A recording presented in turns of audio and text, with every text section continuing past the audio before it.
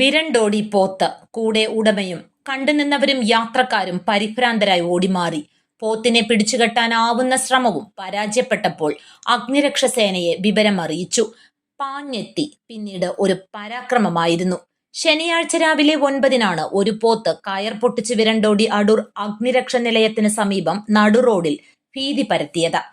സേന സ്ഥലത്തെത്തി പോത്തിനെ ബലമായി പിടിച്ചുകെട്ടി ഉടമസ്ഥനെ ഏൽപ്പിച്ചു. അടൂർ കണ്ണങ്കോട് തുണ്ടിൽ ഷംന മൻസിലിൽ ഷാജഹാന്റെ പോത്താണ് വിരണ്ടോടിയത്.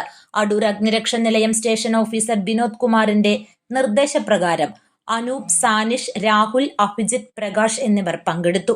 പോത്തിനെ കശാപ്പിന് കൊണ്ടുവന്നതല്ല, വളർത്താൻ വാങ്ങിയതാണ് എന്ന് ഉടമ ഷാജഹാൻ പറഞ്ഞു. News bureau, Adoor.